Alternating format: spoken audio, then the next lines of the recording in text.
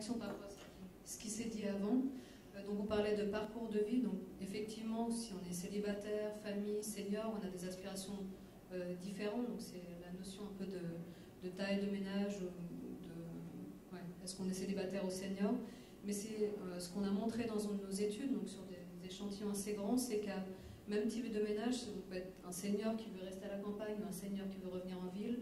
On peut être une famille qui veut rester en ville, une famille qui veut être à la campagne. Donc c'est vraiment important de voir que ces trois indicateurs fondamentaux qui sont le revenu qui détermine le niveau de loyer, le type de ménage qui détermine un peu la taille du logement et le mode de vie sont des éléments fondamentaux à prendre en compte en fait, dans les opérations immobilières comme ça se fait dans certaines, comme vous avez cité Gland. Ce qui est assez intéressant justement dans le quartier de l'écoquartier de Gland, c'est typiquement le genre d'exemple où on construit un écoquartier dans des franges de ville qui ne sont pas typiquement les écoquartiers qu'on va construire au centre-ville et qui peuvent correspondre à une population plus large. Parce qu'il faut voir, c'est quand on construit un écoquartier sans voiture, avec tout le monde en vélo, bah finalement, si par exemple on est une famille et qu'on a besoin de s'organiser, on a toujours forcément au moins une voiture. Et donc on exclut d'emblée certaines catégories de la population si on est trop ségrégatif dans la manière de planifier la ville. Troisième réaction, donc ça c'est plutôt une réaction de sociologue, on parle beaucoup de vivre ensemble, donc c'est vrai de plus en plus, surtout dans les cultures suisses allemandes, cette notion de convivialité commence à apparaître de plus en plus, les gens recherchent cette convivialité, mais ce qu'il faut voir c'est qu'il ne faut aussi pas être complètement naïf par rapport à ce vivre ensemble, parce qu'il y a des gens qui veulent surtout jamais rencontrer leurs voisins. Donc ça c'est aussi quelque chose, on verra dans le dernier film, à prendre en compte, c'est qu'il y a des gens, ils cherchent un logement, puis ils ne veulent pas rencontrer Madame Müller tous les matins qui va leur raconter sa vie. Et par contre, au contraire, il y en a d'autres qui voudront avoir des fêtes de voisinage, des fêtes de quartier tous les samedis. Donc ça, cet axe individualisme, communautarisme, c'est vraiment à considérer. Et bien que le vivre ensemble soit aussi à la mode dans les discours, ce n'est pas forcément recherché par tout le monde tout le temps. Voilà. Oui, il y a une différence fondamentale entre les Suisses allemands et les Romands, parce que les Suisses allemands bien vivre en communauté et ils sont encore plus forts quand ils ont un grand chef, et puis les Romands, comme les Français, sont individualistes. Donc les écoquartiers, ou plutôt la manière de vivre en commun en Suisse allemande ou en Suisse romande, n'a rien à voir. C'est tout à fait juste, ça se voit dans les valeurs. Oui, mais il ne s'agit pas d'obliger les gens à vivre ensemble. Il s'agit de construire le cadre, de proposer des moyens, et ensuite libre aux occupants d'utiliser ces moyens ou pas. Mais vivre ensemble, il ne s'agit pas de créer des communautés où on va dire des communautés contraignantes. Rien ne se fait sous la contrainte. En réalité, on prépare des écoquartiers avec tout un tas de moyens, et ces moyens, les gens les utilisent ou ne les utilisent pas. C'est justement ce que vous proposez qui est évidemment important, et c'est ce qui arrive sur le marché.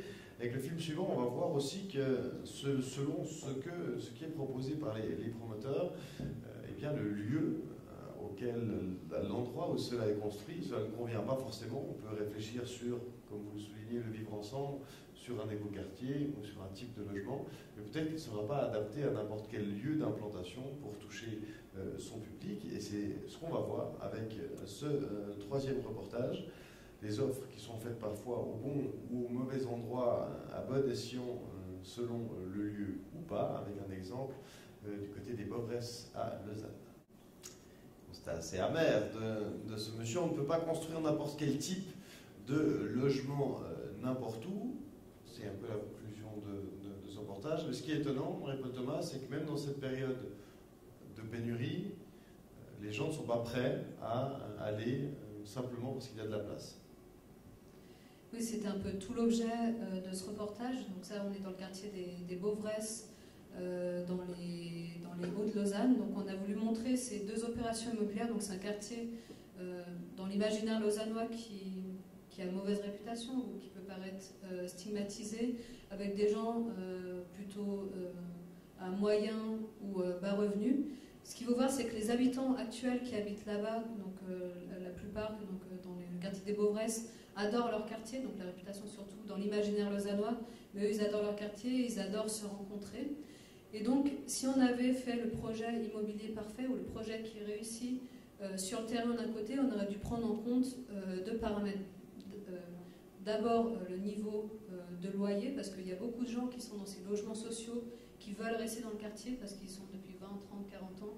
Donc, il y a une potentielle demande pour rester dans ce quartier-là. Donc, le niveau de loyer qui n'a pas été adapté, c'est des logements très chers qui ne correspondent pas du tout au public cible naturel. Et deuxième chose, justement, on parlait des modes de vie et de l'axe tout à l'heure, communautarisme, individualisme, vivre ensemble ou pas. C'est un quartier où les gens aiment se rencontrer, c'est un quartier justement où les gens aiment être ensemble, et ces logements, à côté, Lorée de la Forêt, ont été conçus pour un public cible individualiste. Enfin, un petit exemple bête, dans les Casbah, un des lieux de rencontre principal sont les buanderies, tout le monde se rencontre autour des buanderies, il y a des cheminements, tout le cheminement a été pensé au niveau urbanistique pour qu'on se rencontre, et dans ces appartements, chacun a sa machine à laver.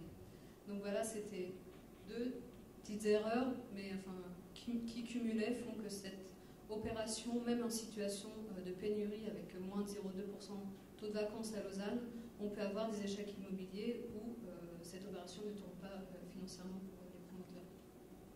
Écoutez, la Casbah, c'est vraiment le paradis à Lausanne, parce qu'il y a plus de 50% des locataires qui ne payent pas un franc d'impôt, ils ne payent pas leur loyer, ils ont le temps d'aller jeter des pierres sur l'autoroute parce qu'ils ont du temps libre. C'est un quartier fantastique. C'est-à-dire là où la police doit intervenir le plus souvent, de nuit comme de jour, que ce soit des gosses de 12 ans ou que ce soit d'autres.